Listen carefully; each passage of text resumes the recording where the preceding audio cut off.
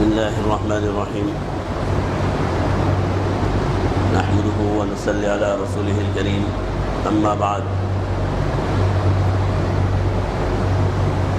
وعن ابن عباس رضي الله تعالى عنهما قال رسول الله صلى الله عليه وسلم من عجز منكم عن الليل أن يكابده وبخل بالمال أن ينفقه وجبن عن العدو أن يجاهده فليكثر ذكر الله۔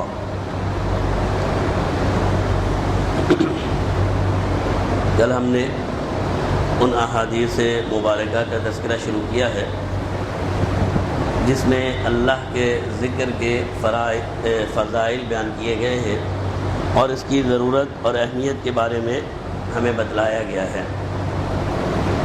ذکر اللہ جیسے کہ کل بھی عرض کی تھی کہ کائنات کی سب سے بڑی چیز ہے اور سب سے زیادہ محبوب عمل اللہ کی بارگاہ میں اللہ کا ذکر ہے، اور یہ ذکر ایک ایسا عمل ہے جو بہت سے ایسے اعمال سے بڑھ کر ہے جو انسان کو اختیار کرنے چاہیے، لیکن اپنی سستی اپنی کاہلی کی وجہ سے انسان وہ اعمال اختیار نہیں کر سکتا۔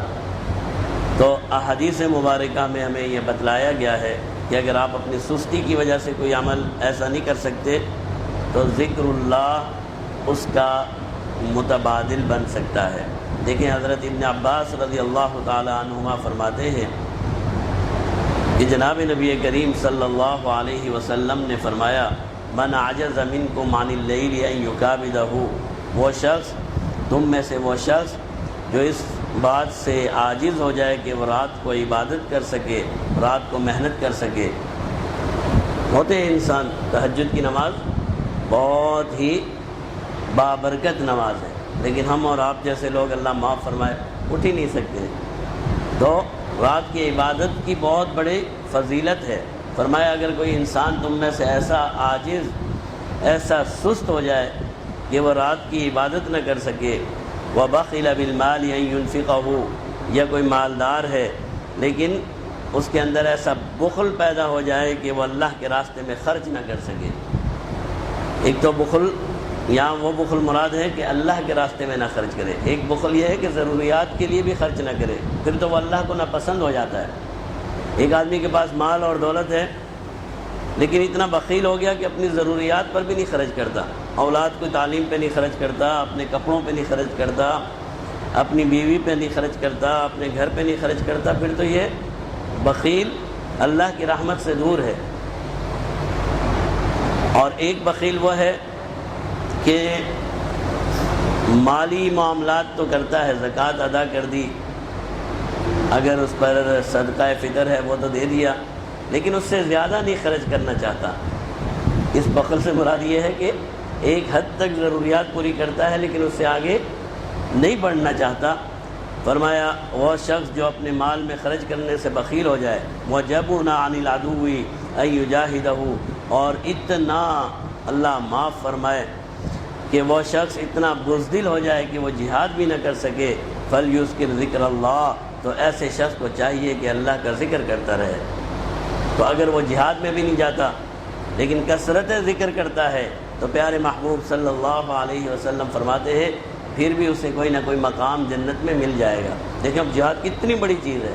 فرمایا اگر کوئی جہاد کرنے سے عاجز ہو جائے تو ذکر کی کثرت کرے، کوئی بخیل ہو جائے ذکر کی کثرت کرے، کوئی رات کو اٹھ کر عبادت نہیں کر سکتا ذکر کی کثرت کرے، کہ ذکر کی کثرت اسے ان مقامات تک پہنچا سکتی ہے جو ان لوگوں کو حاصل ہوں گے۔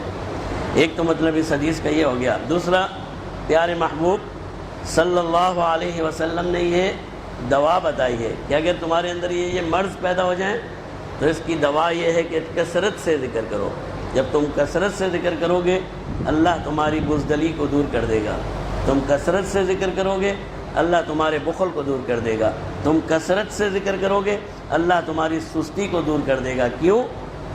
اس لیے کہ جب آپ نے اللہ کا ذکر کیا تو گویا آپ اللہ کے محبوب بن رہے ہیں، آپ اللہ کے پسند۔ کل ہم نے حدیث پڑھی تھی نا، تو آپ جب اللہ کے محبوب بن رہے ہیں تو پھر اللہ رب العزت اپنے محبوب کو اس کی اچھا دوست وہی ہوتا ہے جو دوست کو اس کی خامیوں سے علیحدہ کر دے. تو فرمایا پھر اللہ تمہاری ان خامیوں کو تم سے دور کر دے گا.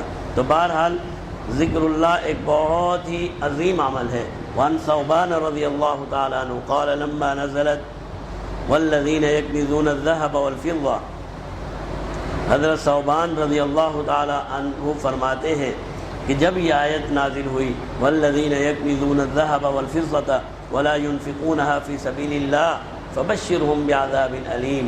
اللہ نے فرمایا جو لوگ سونا اور چاندی جمع کرتے ہیں اور اللہ کے راستے میں خرچ نہیں کرتے، پیارے محبوب صلی اللہ علیہ وسلم ان لوگوں کو بتا دیجئے کہ اللہ نے ان کے لیے بہت ہی دردناک عذاب تیار کیا. یہ جہنمی ہے. کون سے لوگ سونا اور چاندی جمع کرتے ہیں لیکن زکوٰۃ نہیں دیتے، اللہ کا حق نہیں دیتے، زکوٰۃ کی ادائیگی میں سستی کرتے ہیں، صدقہ فطر نہیں دیتے، اگر زمین میں کھیتی اور باڑی ہے تو اس کا عشر نہیں دیتے. اب آپ خود دیکھیے بھائی 2.5% زکوٰۃ ہے صرف. کوئی بہت لمبا چوڑا حساب تو نہیں ہے. 100 روپے میں سے 2.5 روپے، اور وہ بھی کون سا 100 روپیہ جو پورے سال آپ کے پاس رہا. یہی ہے نا، ایک مال کی مدت ہے، ایک اس کا نصاب ہے. وہ نصاب پورا ہو اور اس پر سال گزر جائے. اس سال مثال کے طور پر 33,000 کچھ روپے ہیں. 33,000 روپے سال بھر آپ کے پاس رہے اور آپ نے ان کو استعمال بھی نہیں کیا، پڑے رہے. اب اللہ فرماتے ہیں بھائی صرف 2.5 روپے 100 میں سے دے دو. یہ تمہارا مال تو نہیں ہے، دیا تو اللہ نے. کہاں سے لائے ہم؟ دیا تو اللہ نے. اور اللہ نے پھر یہ بھی نہیں کہا جو خرچ کر دیا اس پر بھی زکوٰۃ دو. ہونا تو حکومت تو یوں کہتی ہے بھائی تم نے خرچ کیا یا جو کیا ٹیکس تمہیں دینا پڑے گا.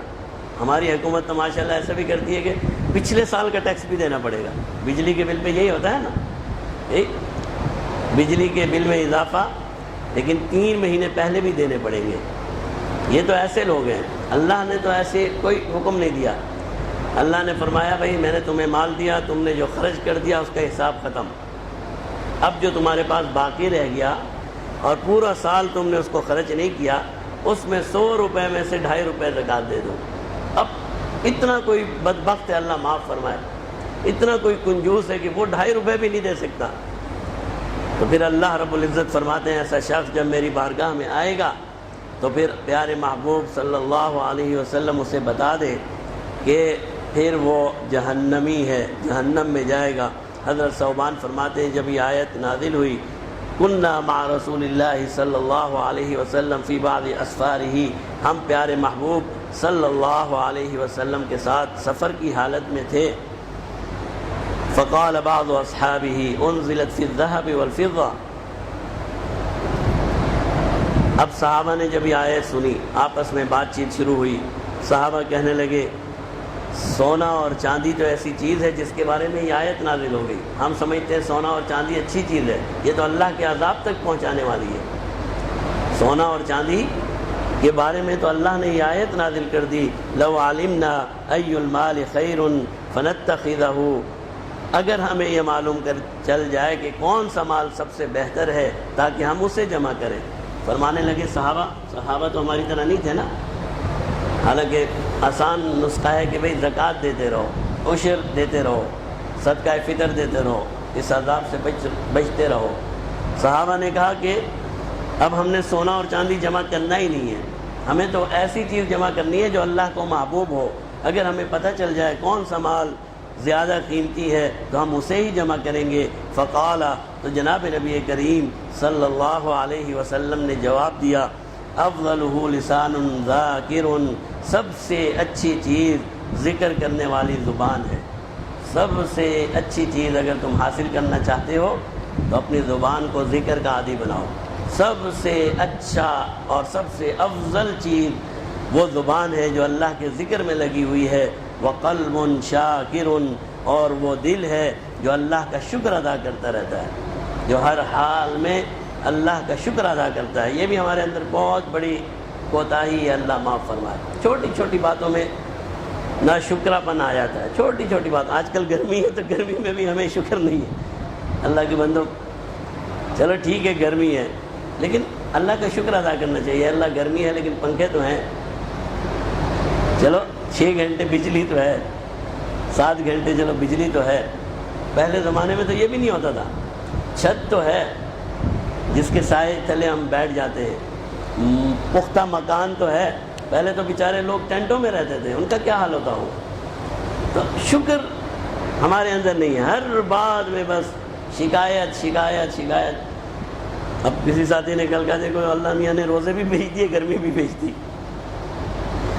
اللہ میاں نے کتنے ظلم کیا, اللہ معاف فرمائے.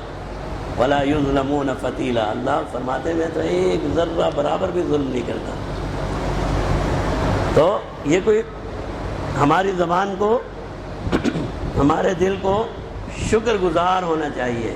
اور شکر گزار کب بنیں گے؟ جب ہم اپنے اندر موجود خامیوں کے بجائے خوبیاں دیکھیں گے کہ بھئی یہ چیز ہے لیکن اس کا توڑ یہ بھی تو ہے, اللہ نے ہمیں یہ بھی تو دے رکھا ہے. وَزَوْجَةٌ مُؤْمِنَةٌ, اور تیسری چیز جو دنیا کے مال میں سب سے اچھا مال ہے, ایک مال کیا ہوا؟ ذکر اللہ.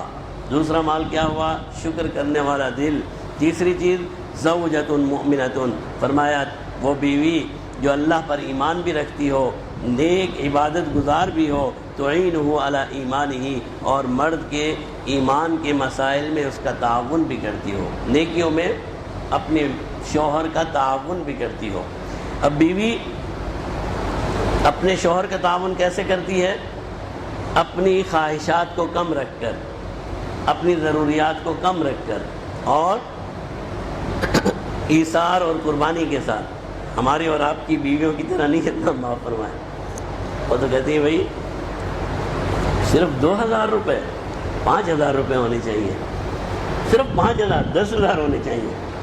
تو پھر بیچارہ مرد کیا کرے گا؟ مجبور ہو جاتا ہے, یہاں وہاں سے جمع کرے گا.